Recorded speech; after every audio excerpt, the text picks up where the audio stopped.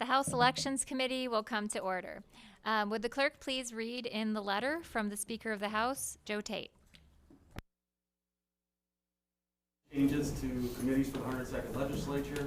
Representative Gregory Markinen will be removed from elections. Representative Rochelle Smith will be Minority Vice Chair of Elections. And Representative Jay DuBois will be added to elections. Sincerely, Joe Tate, Speaker of the House. Thank you and welcome Representative DuBois, and congratulations Representative Smith. Look forward to working with you both. Would the clerk please take the attendance? Chair, sir. Here. Hope. Here. Colzar. Here. Burns. Here. Churches. Present. Smith. Present. DuBois. Here. Madam Chair, you have a quorum. Thank you. Representative Smith makes the motion to adopt the minutes from March 7, 2023. Without objections, the minutes are adopted. For today's agenda, we will have testimony from Promote the Vote. And here to present from Promote the Vote is board member Erica, I believe it's Perisman. Sorry for that. Welcome, Ms. Perisman. We look forward to hearing from you. Thank you.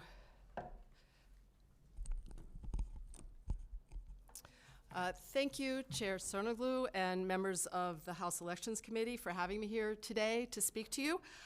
My name, as we said, was Erica Perisman, and I am a board member at Promote the Vote. And our organization was asked to make a presentation today about our work and about our legislative priorities for 2023.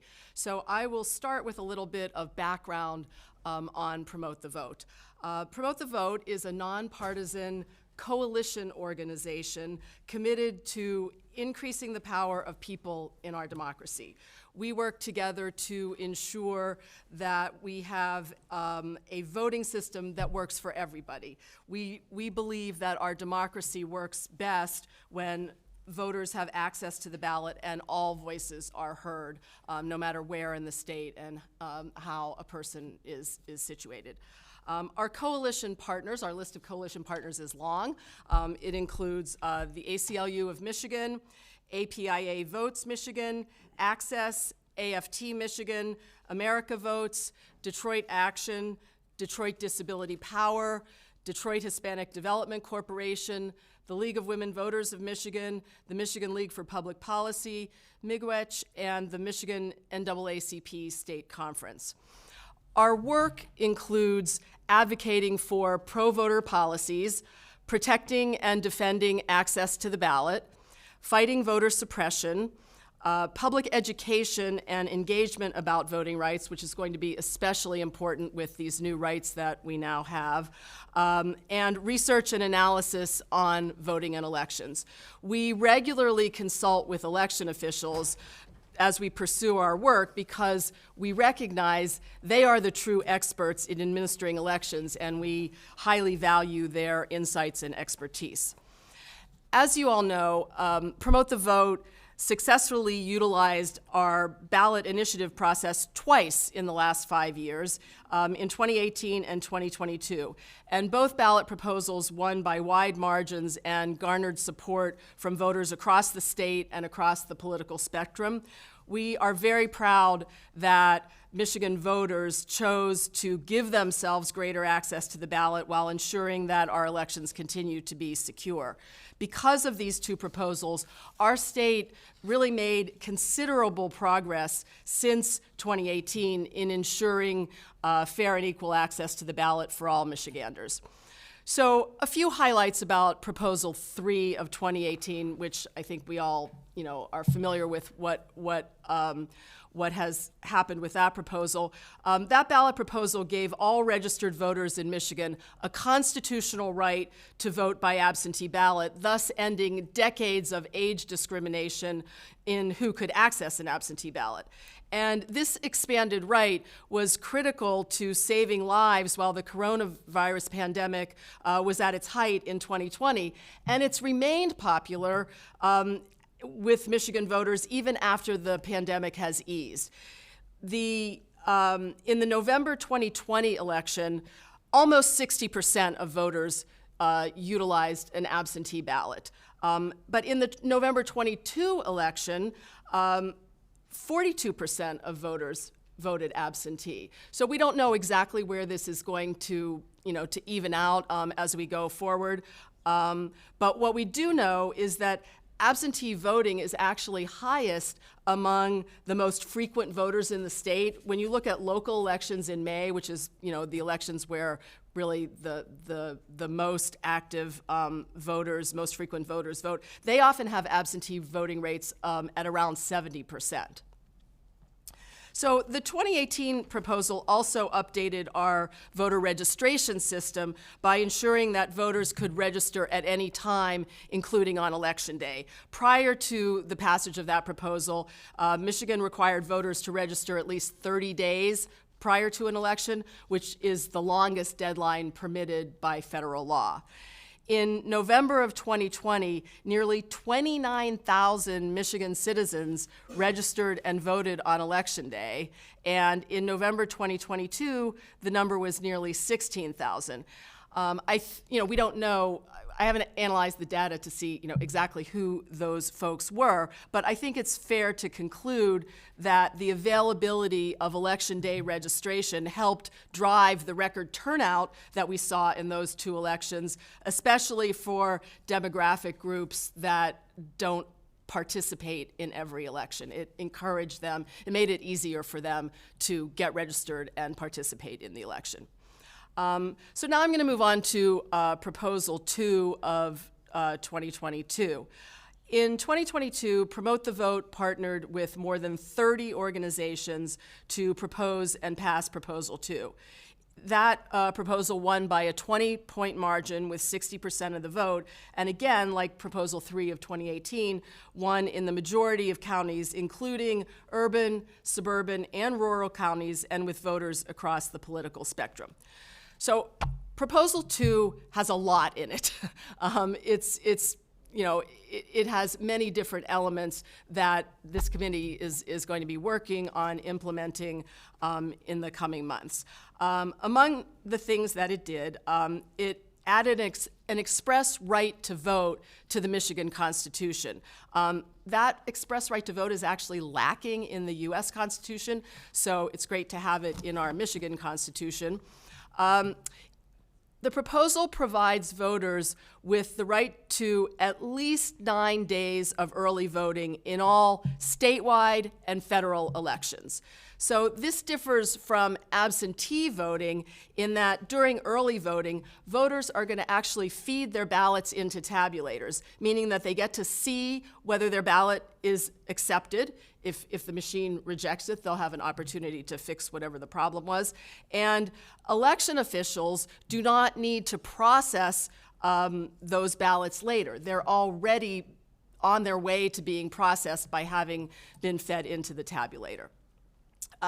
Municipalities can choose to provide early voting for additional elections, beyond the statewide and federal elections, and for more than the 9 days. The first election for which early voting is constitutionally required will be the presidential primary in 2024. And the way it works is that municipalities can choose to administer early voting individually, or they can enter into an agreement with one or more other municipalities to work together to administer early voting, or they can enter into an agreement with their county clerk for the purposes of conducting early voting. And this flexibility is very important because Michigan's 1,520 cities and townships they vary greatly in population size and in clerk staff size, office hours, and office space. So municipalities will be able to choose the method of early voting administration that works best for them. The proposal also enshrined in the Constitution Michigan's longstanding and effective voter identity verification system. This system has worked for Michigan for years, and now it's in the Constitution. The proposal also provides for more time for military and overseas voters to return their ballot. Instead of those ballots having to be received by Election Day, ballots of military and overseas voters will now be timely received if they are postmarked by Election Day and received within 6 days after the election.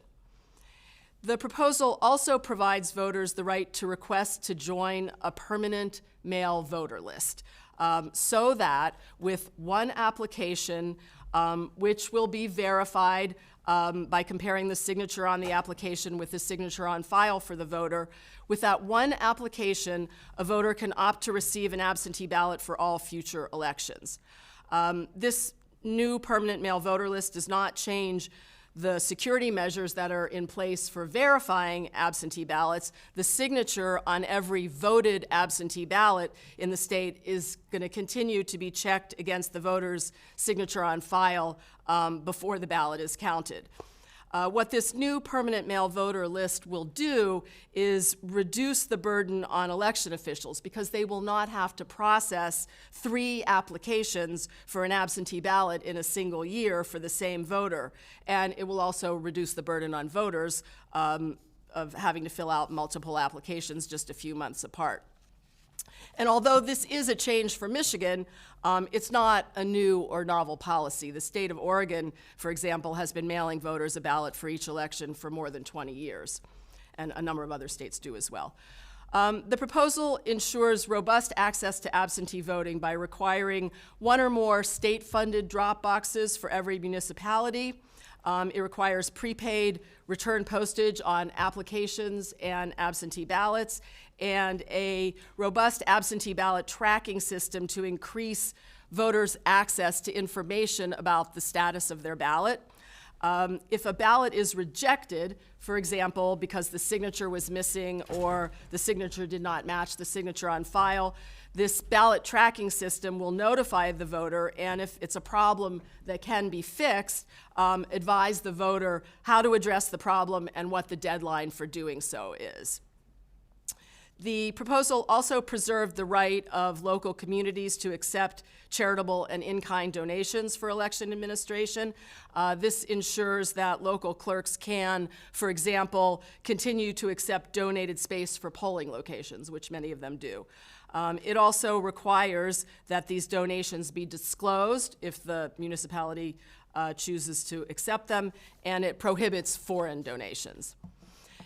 The proposal also enhances the constitutional requirement for the audit of statewide election results, which was added in 2018 to the Constitution. It requires that election audits be conducted in public by state and county election officials based on established guidelines to promote accuracy and transparency.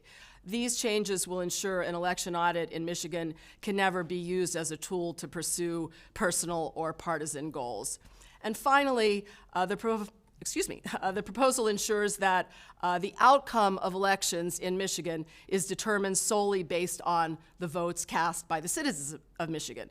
Canvassing boards have a clear and specific duty under the Constitution now to certify election results based only on the official records of votes cast. So that's what the proposal has in it, and it's a lot. We know that it's a lot. So in terms of legislative priorities, clearly one of our highest priorities for 2023 is enacting legislation to effectively implement Proposal 2 of 2022. A number of sections of the election law need to be amended, and some new sections need to be added. Promote the Vote strongly recommends that all Proposal 2 implementing legislation be enacted by summer and be given immediate effect.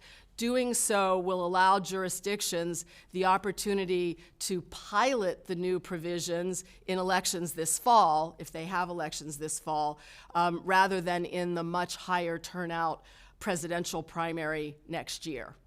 And we think that that would be a good, a good thing if that were to happen. So early voting is the most complex provision of Proposal 2.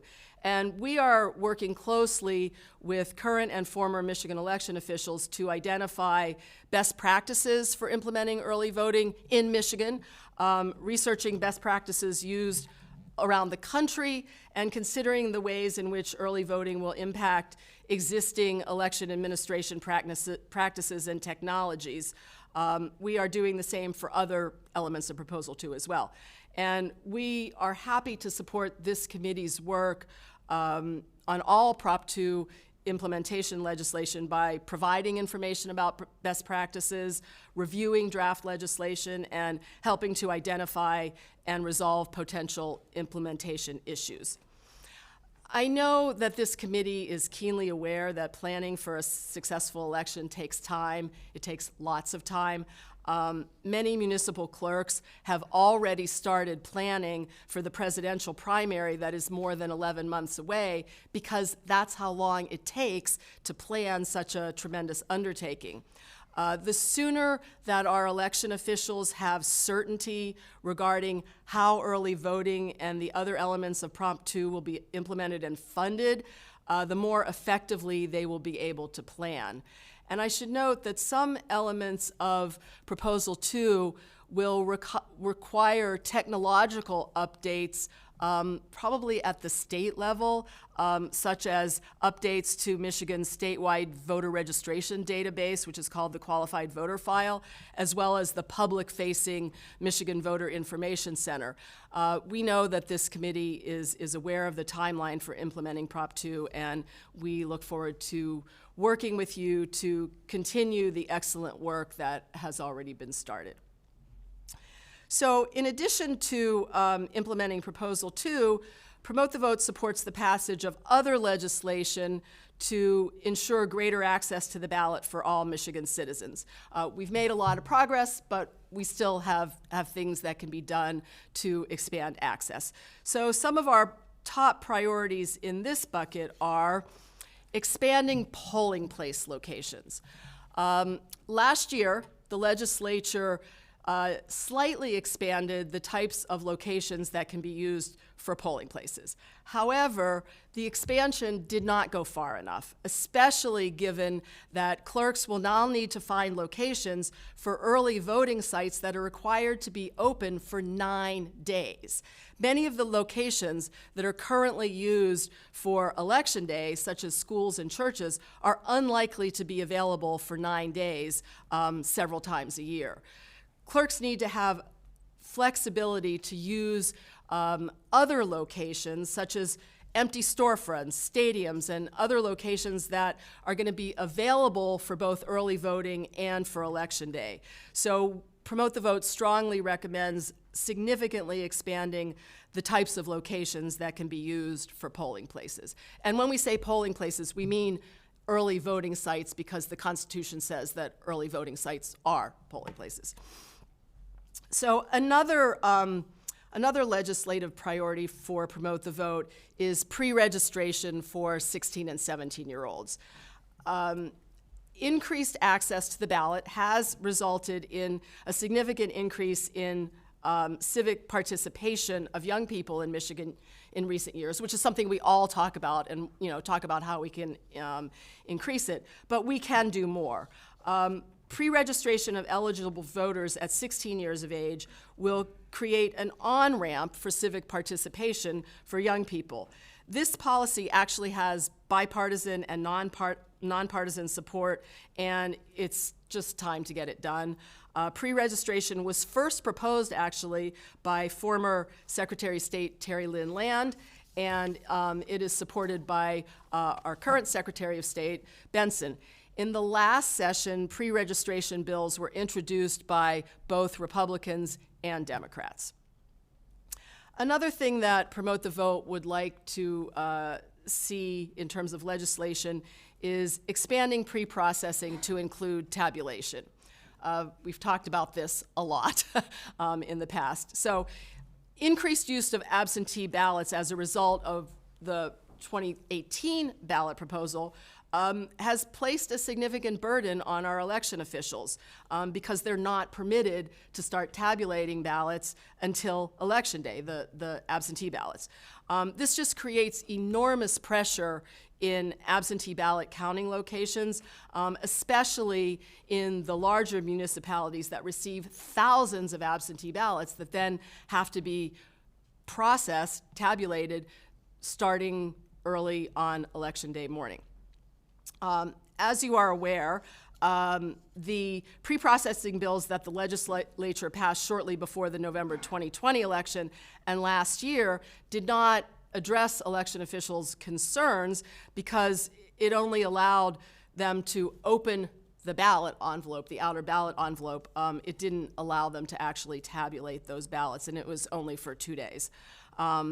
So what we would like to see is making pre-processing effective and responsive to the needs of election officials by expanding the number of days that it's permitted and including in that tabulation of ballots. Now, this can definitely be done securely without generating results before the close of polls on Election Day. It is done in many other states. We would also like to see a lifting of the ban on paid rides to the polls. Michigan, this is a discriminatory ban on paid rides. It's long past time to remove this barrier for voters with disabilities and or voters who lack transportation. We know that there are a lot of voters who fall into those categories in Michigan, and they should be able to pay someone to take them to the polls. We would also like to see upgrading and expansion of our automatic voter registration system. Automatic voter registration was one of the elements of Proposal 3 of 2018. However, the manner in which it was hurriedly and narrowly implemented by statute in the last days of the 2018 legislative session was suboptimal for voters and does not fully effectuate the purpose of the constitutional amendment. There are gaps in terms of the people who get automatically registered, especially young people who do not necessarily visit a Secretary of State branch office when they turn 18. They're not required to. So we encourage the legislature to upgrade and expand automatic voter registration. There are also a number of what I would call fixes that are necessary to fully implement Proposal 3 of 2018, in addition to the automatic voter registration one. For example, the statute should mandate that the application for an absentee ballot be available online, and voters whose absentee ballots are rejected because of a signature issue on Election Day should be guaranteed the same due process as voters whose ballots are rejected the day before. Because until you open those envelopes, you can't tell. You can tell the signature by the envelope, but if you don't get the ballot envelope until Election Day, and then you discover there's a problem, the voter does not have an opportunity to cure that problem. So we encourage the current legislature to finally address these issues so that the constitutional amendment's expansion of voters' rights is implemented in the way that it should have been from the start. Promote the Vote also supports the prompt passage of a Michigan Voting Rights Act. We are extraordinarily happy to see this policy receiving the attention that it deserves. In the years since the Federal Voting Rights Act of 1965 was passed, it has been weakened significantly. We believe that the voters of Michigan deserve to have the full force of this law as it was intended to protect their voting rights.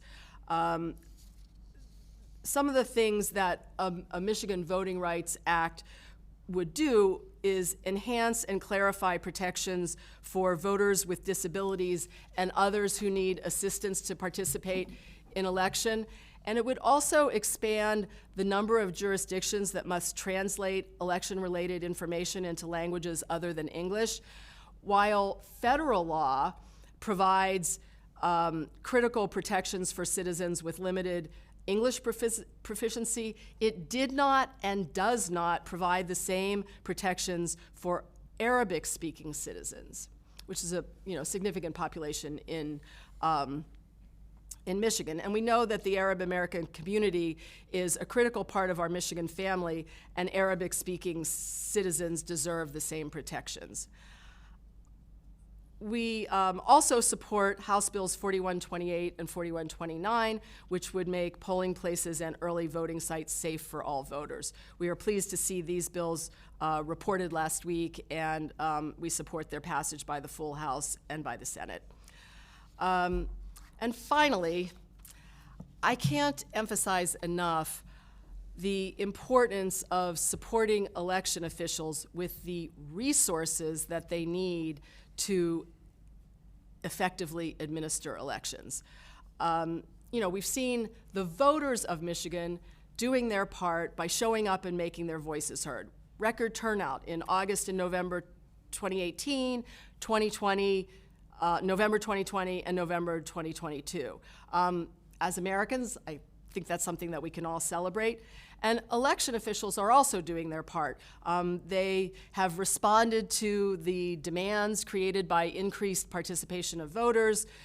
They have administered extraordinarily contentious elections during the pandemic, and they have implemented Michigan's new voting rights. It's really time for the state of Michigan to join the team by providing consistent financial support for election administration, not just a one-time infusion of funds to implement Prop 2 of 2022. Although election administration was deemed critical infrastructure by the Department of Homeland Security in January of 2017, the costs of elections are borne almost entirely by local governments.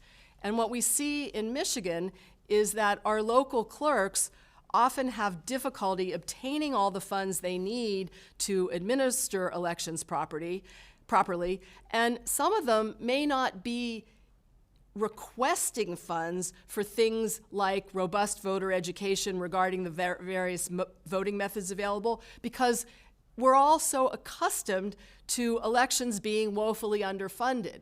We don't know what they're not requesting because they're so used to this system. It's really past time to create a more stable and consistent funding stream for election administration, and there's actually several ways that this could be accomplished. In some states, including Alabama, Colorado, Hawaii, and Louisiana, so a very wide diversity of states there, the state contributes funds to local election departments when state candidates are on the ballot, in proportion to the number of state offices being elected. A similar model could be adopted in Michigan. And in fact, Michigan already has a funding mechanism that reimburses municipalities for certain expenses of administering one particular election, the presidential primary, which takes place every 4 years. This mechanism provides equal relief statewide for municipalities because they're all required to conduct the presidential primary. And my understanding of the way this works is that the funds can't be used for basic administrative expenses like clerk and clerk staff salaries or clerk office rent or mortgages. Rather, the funds are used for poll workers and ballots and equipment programming and polling place rentals and things like that. And they actually cover a good portion of a municipality's additional costs for the presidential primary. It's our understanding that the cost to the state is between $12 and $15 million for this every 4 years funding mechanism.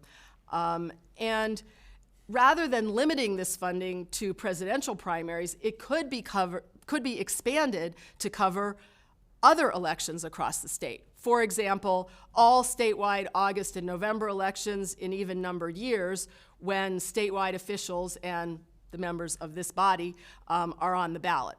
If this were done for 2024, the cost would be about $45 million for the presidential primary and the August and November elections, with $15 million of that already expected because that's the presidential primary.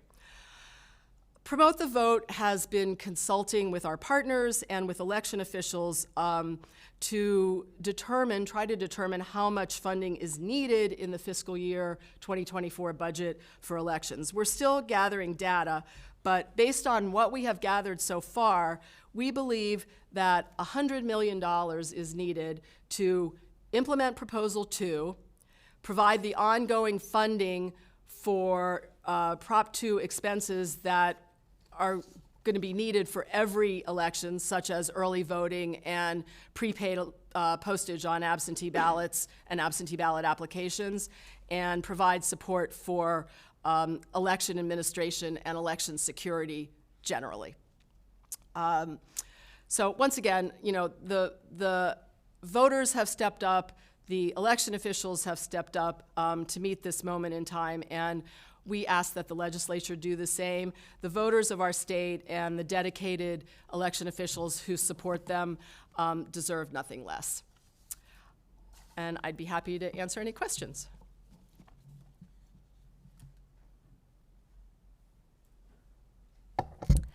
Representative Burns. Thank you, Madam Chair. Thank you so much for this wonderful presentation this morning. My only question was, can we get a copy of what you were reading off of? Absolutely. Because it was amazing. Yes, Thank I you. apologize. I didn't provide it in advance, but I will provide it. No worries. And I can do a little summary as well. That'd be great. Just thank you. That was a powerhouse overview. Really appreciate it. Very helpful. Thank you. Happy to do it. Representative DeBoyer. Thank you. Just a quick question. In your consultation with clerks associations like maybe the Michigan Township the Michigan Community County Clerk Association, you know, what are the things that they're looking for in their discussions with you? And could you expand a little bit on their position in the discussions you had prior to Proposal 2 being introduced, what their position was on that? Thank you. Sure. What they're asking for right now mostly is certainty. Tell us how it's going to work.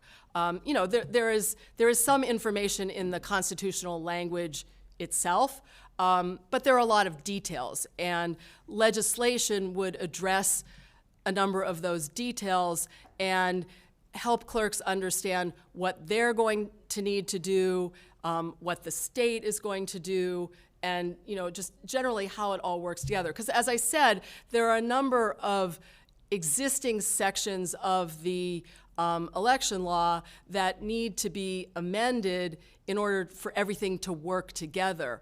And it, you know, I think, as I said, some of the clerks are already starting to plan for early voting for the presidential primary, but the more detail they have, the easier it will be. And in terms of what clerks said before the implementation before Proposal 2 was proposed, was that what you were asking?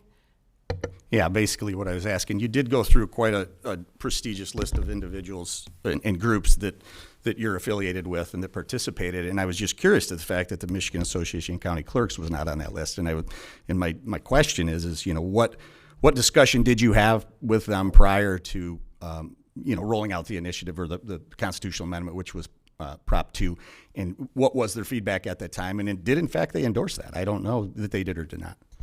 Okay, so the list of partners that I read, those are all nonpartisan organizations that you know, that are working in the voting rights space.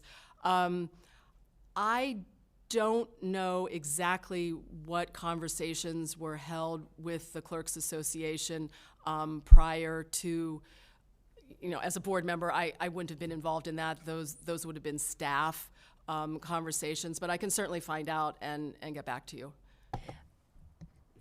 Oh, you can. I was going to. No, I just want to say thank you for that. And I'll be very honest. Your layout of Prop 3 from 18 and Prop 2 most recently, is probably the most comprehensive layout that I've heard so far, frankly. So thank you for taking the time to lay that out. Absolutely. I just do believe that local clerks and county clerks need to be, intrinsically involved in this Absolutely. because of the role that they play, the pitfalls that exist that they, that they are aware of that perhaps we may not be aware of as committee members.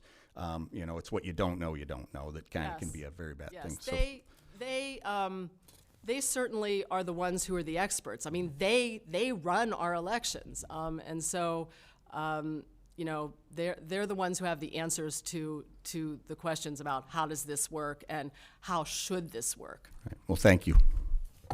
Representative DeBoyer, I just wanted to note we did recently have the County Clerks Association and the Municipal Clerks Association, prior to you joining our committee, laying out their legislative priorities and addressing a lot of these different issues. So, and we've also been in daily consultation with them moving forward on all of our implementation legislation, as well as some of these other things that were noted here.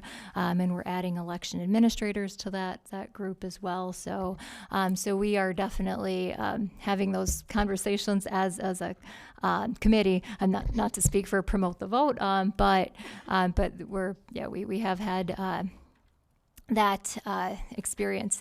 And also I have a few questions, and we can, it looks like Representative Hope has a question, so I'll come back to myself. Representative Hope?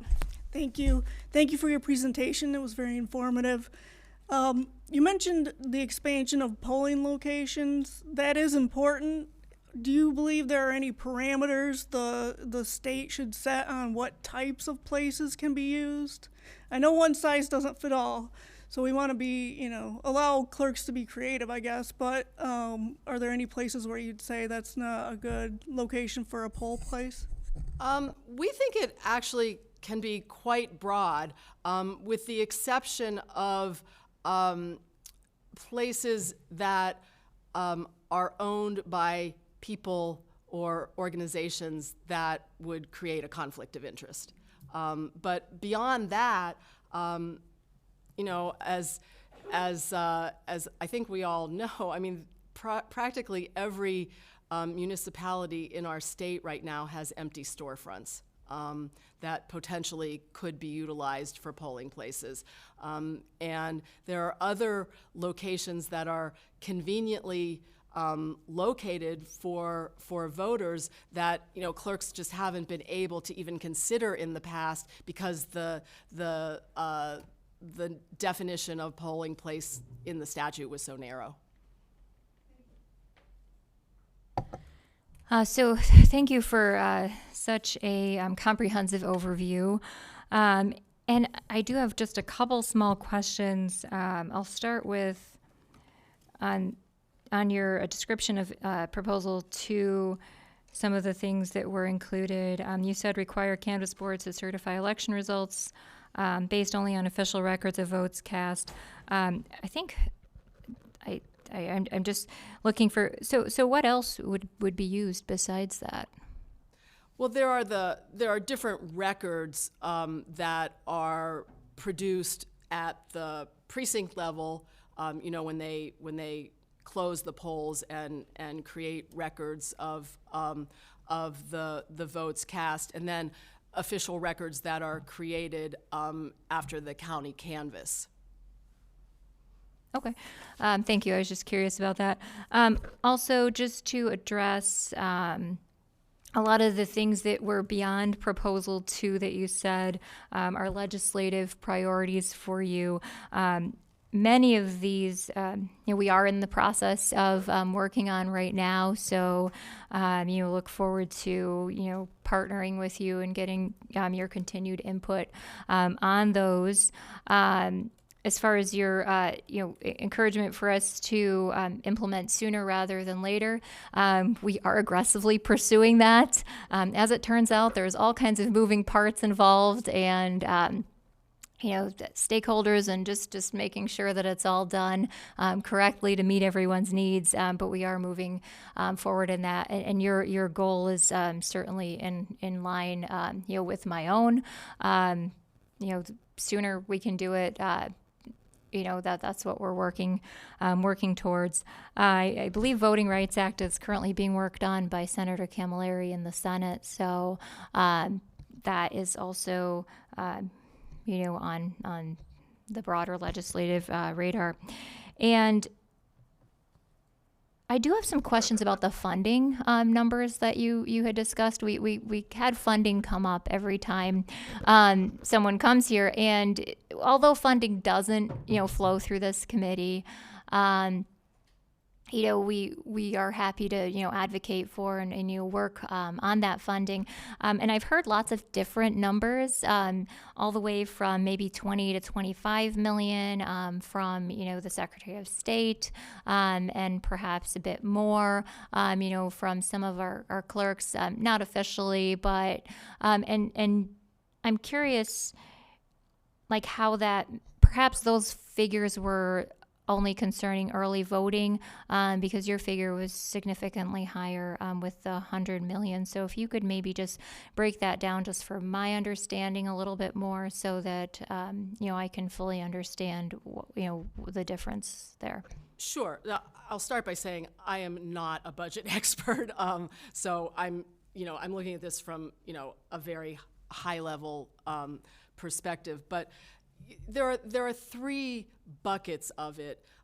There's the actual implementation of Proposal 2, and that includes things like the qualified voter file and electronic poll books and things like that, that are technology solutions that have to be addressed.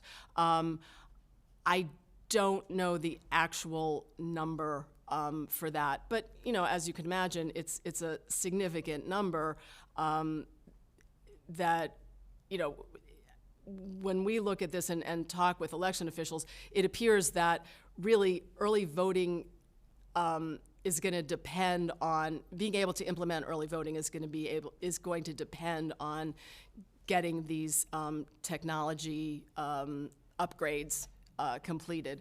Then there's also the elements like the drop boxes. So there's a number of municipalities that currently don't have drop boxes or don't have the required number, and those drop boxes will need to be purchased. There are installation costs, there are video monitoring costs, there are lighting, all sorts of things in the current statute anyway, that would affect that.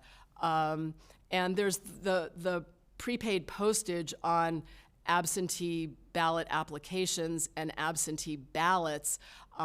That's something that would have to be implemented right away, and it's already, is my understanding that it's already been implemented for the May election, but that's for every election every year, so that's an ongoing. So you have some costs that are kind of, if you will, one-time costs that have to be done to implement Proposal 2. Then you have the ongoing increased costs that relate to Proposal 2 that will be needed every year for all of these elections. And then, what we're advocating for is not just focusing on those things, the Proposal 2 things, but more generally helping local officials administer their elections effectively by providing them with sufficient funding on an ongoing basis. So I think that's why the number is higher than some of the other numbers that are being discussed. Thank you. I appreciate that explanation. Representative Burns. Thank you, Madam Chair. A quick question for you on kind of polling locations in general. In my previous life in local government, I was based in Dearborn and still am, and I know we had a conversation with our city clerk there about the possibility of potentially kind of consolidating some polling locations into almost like a super site. In Dearborn, that might be, at our civic center where we have a large banquet facility. I'm just wondering, from your personal perspective and Promote the Vote in general, is that considered a best practice? Are there concerns with that? Would just love to get your thoughts on that process in general. Well, I think that could be done effectively and with access of voters maintained, but it just all depends on the geography, and it depends on the accessibility of the site by public transportation. And really it varies a lot from jurisdiction to jurisdiction, whether most people are going to be driving their own vehicles or whether they're going to be needing to use public transportation. So I think it's not a one size fits all, but I think it's something that we could certainly look at, that the legislature could look at, and as I think you mentioned, this is done in other states, and perhaps I don't have the data at my fingertips right now, but I think we can look at what other states do and see whether that sort of thing could make sense, at least for some jurisdictions in Michigan. Thank you. And just one follow-up question. Is there anything currently that would prevent, say, a municipality from providing a ride to the polls if they had the means? I'm thinking like some cities have like senior buses, things like that. Is there anything that would like legally on the books currently prevent that you know of? I don't think so, but I'd have to look at what the statute says. Sure. That one, it's just a one-line thing in the statute that prohibits paid rides to the polls. Right. Okay. Yeah. Gotcha. Thank you. I appreciate it.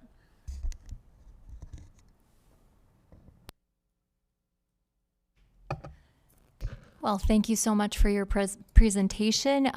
We really appreciate this opportunity to hear from you and engage with your group, and we all look forward to continuing to work to implement the proposal that you worked so hard on. So thank you. Thank you. Thank you for having me.